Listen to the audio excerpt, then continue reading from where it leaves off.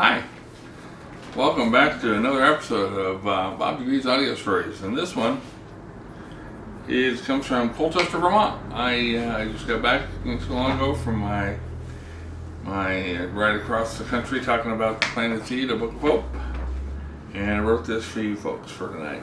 It's called The Intruder. I hope you like it. After cutting the grass in my sandals, my feet were permanently stained green.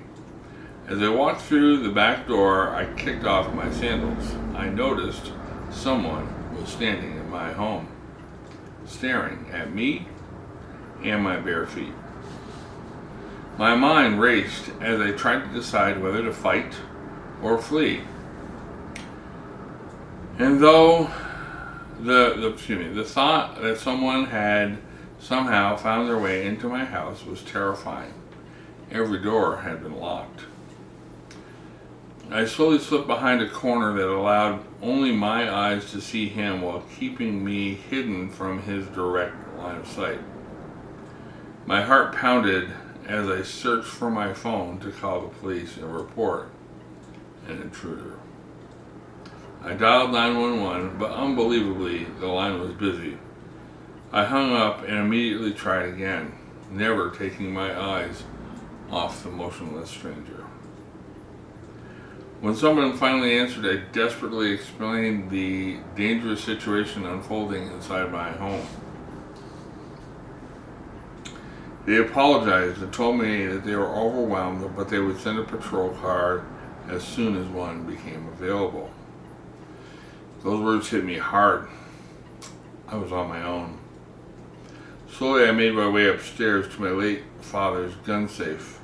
Maybe a firearm would shift the balance of power ever so slightly in my favor.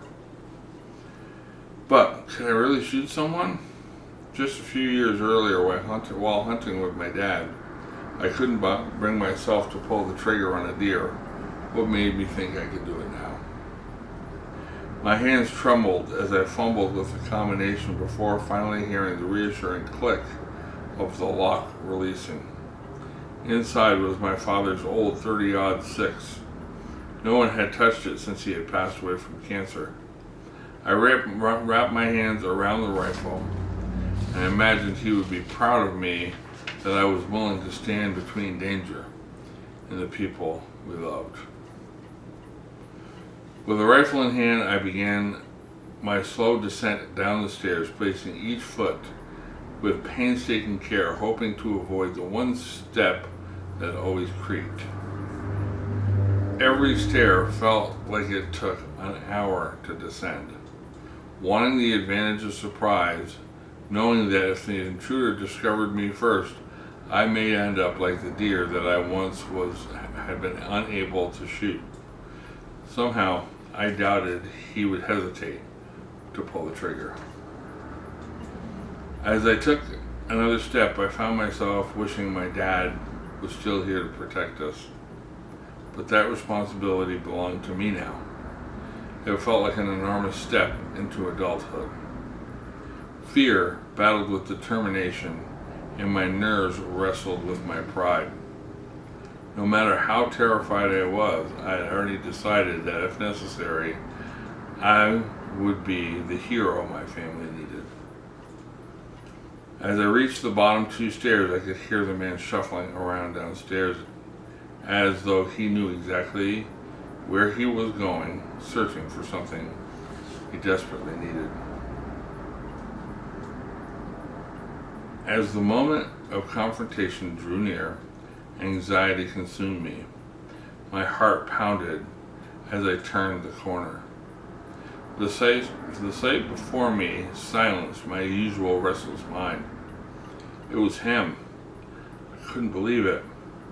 The rifle slipped from my hands as I ran towards his translucent figure and I tried with all my might to hold him one last time, though it was impossible.